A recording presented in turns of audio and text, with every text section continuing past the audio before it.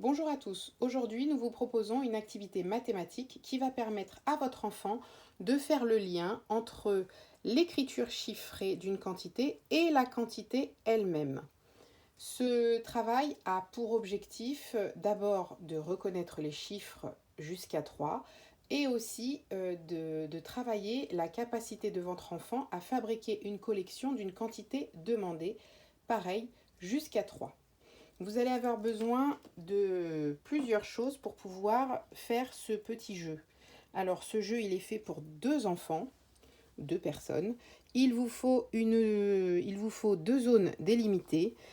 Cette zone, elle va permettre de visualiser les quantités. Donc c'est bien si elle est sur un papier un petit peu flashy, comme j'ai mis ici. Vous allez avoir besoin de 2 récipients qui vont permettre de mettre les objets qui auront déjà été comptés et pour bien les différencier des objets qui vont rester sur la table.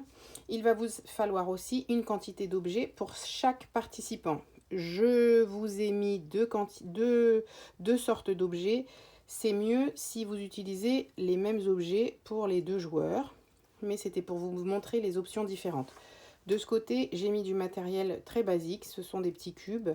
Vous n'avez sans doute pas ce matériel à la maison. Vous pouvez le remplacer par des petits jetons, des petites briques de Lego, même des petites boules de pâte à modeler. Vraiment la chose la plus basique. De l'autre côté, je vous ai mis des petits jouets parce que des fois, c'est des choses qu'on a en grande quantité. Attention avec les petits jouets parce que ça peut détourner l'attention des enfants et ils peuvent être plus occupés à regarder leurs petites poupées plutôt que à compter. Donc moi personnellement, je préconise pour ce jeu d'utiliser du matériel le plus simple possible. Alors vous allez aussi avoir besoin d'un dé. Si vous n'avez pas de dé, pas de panique, je vous montre une autre façon de faire. Alors le dé, il va falloir le traficoter un petit peu parce qu'on veut travailler que sur les chiffres de 1 à 3.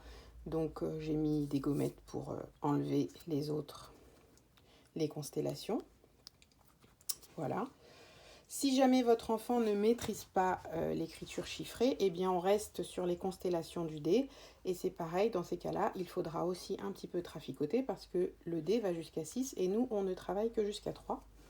Si jamais vous avez 2 enfants qui ne sont pas du même âge, qui jouent ensemble, s'il y en a un plus grand, vous pouvez lui donner un dé normal. C'est aussi pour ça que j'ai mis une quantité qui est plus grande de ce côté, au cas où on joue avec un enfant qui est plus grand. Sinon, c'est mieux que le nombre d'objets soit identique pour les 2 enfants. Ça vous évitera des bagarres. Alors moi, ce que je vous propose pour remplacer le dé, c'est d'utiliser une petite pochette avec des étiquettes à l'intérieur, avec les chiffres. On en met plein et comme ça, on n'a pas besoin de remettre dans la pochette à chaque fois. Alors c'est parti, je vous montre, je suis le premier joueur, je vais jouer de ce côté et je pioche une première étiquette, bien sûr, sans regarder. Et donc, j'ai pioché le chiffre 3. Et donc, je vais devoir fabriquer la quantité 3 avec du matériel qui se trouve de ce côté. Donc, 1 et encore 1, ça fait 2. Et encore 1, ça fait 3. Voilà, j'en ai pris 3.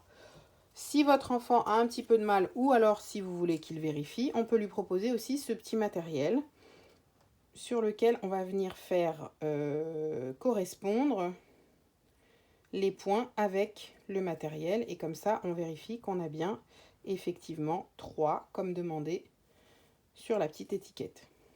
Je les range ici, je sais que je les ai ramassés. Je suis maintenant le deuxième joueur, je pioche à mon tour une étiquette, j'ai pioché le 1, donc je fabrique une collection de 1 objet. 1, je peux m'aider avec mes doigts et voilà. Le but du jeu est d'être le premier à avoir ramassé toute la collection d'objets qui se trouve devant nous. Je vous souhaite de bien vous amuser. Au revoir.